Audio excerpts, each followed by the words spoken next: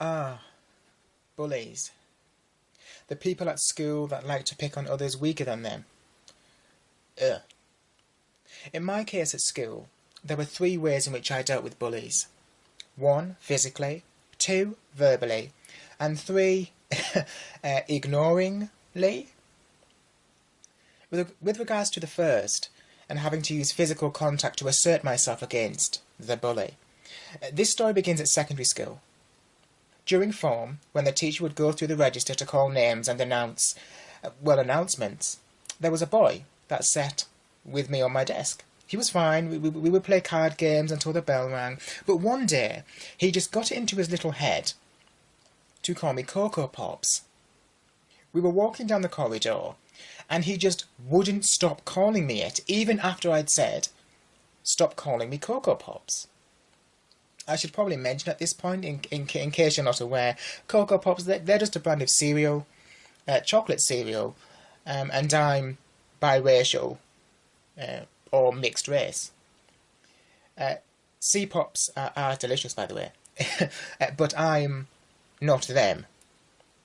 So, this boy says it once, says it twice, and then says it for a third time, after I told him to stop.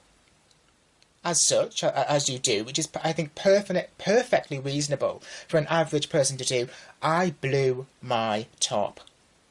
When it got to the second insult, I could feel the sense of rage welling up within me. And I knew that if he said it again, he was going to push me past the line.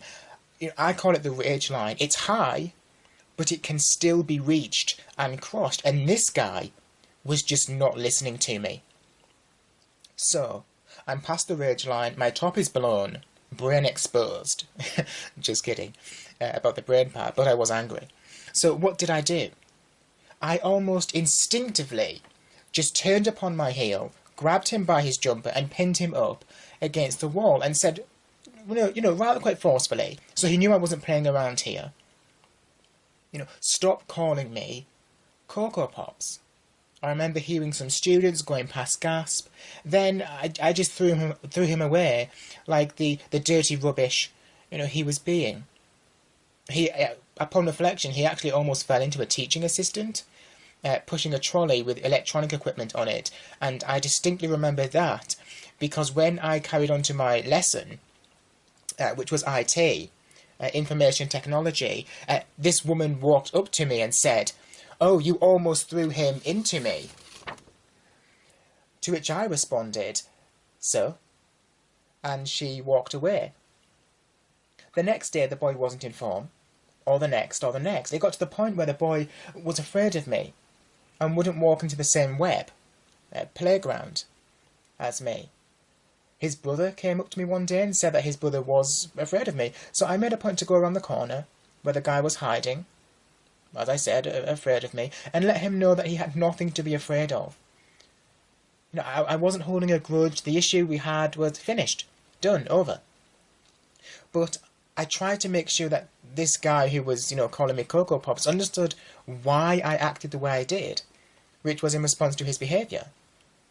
And from that point on, that guy and myself, we had no problems. We went back to playing cards during form every morning. Dealing with bullies verbally is really a rather quite short story. So in primary school, I recall being referred to as a Pakistani, specifically the clipped version of Pakistani, in the same way that British is clipped to Brit. The clipped version of Pakistani in England can be ambiguous and can be considered an insult.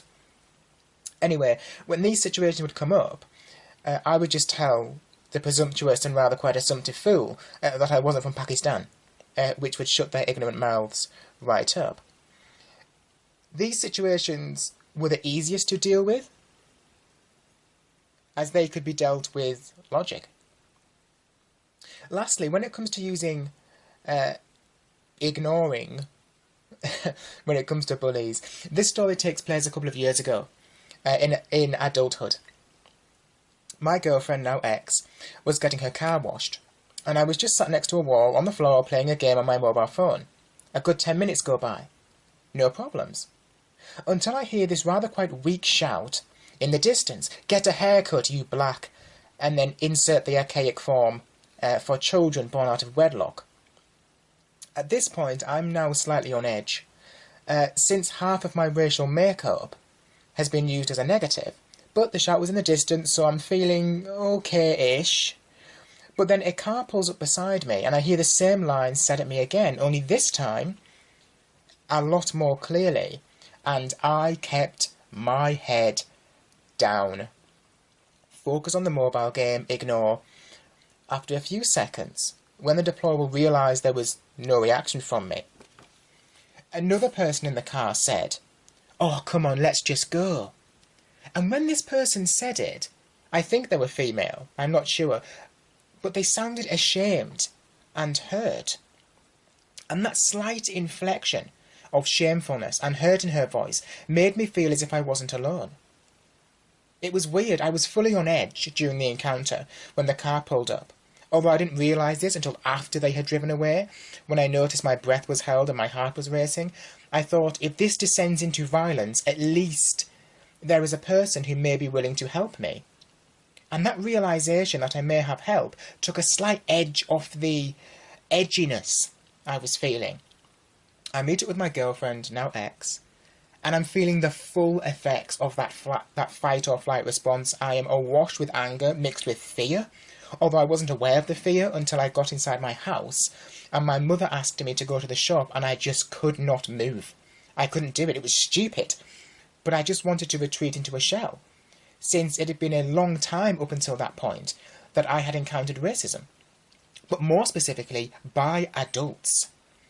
Most of the racism had been by uninformed children up until that point, relating to the car, hence why I have a chip on my shoulder about children, but that's a different story. But I knew I needed to move, and not allow myself to retreat, as that is a slippery slope. I needed to take back the power, take back the control that I'd lost in the racial encounter, so I reported the incident, which, although nothing fruitful happened since I had no evidence due to my ignoring of the person in the car, I received an email stating that the incident had been passed on to a statistical agency to add to the picture of racial discrimination in England.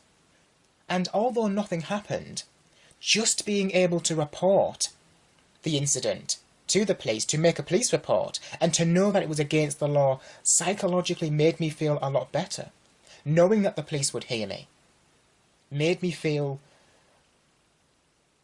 good. It just gave me a bit of power.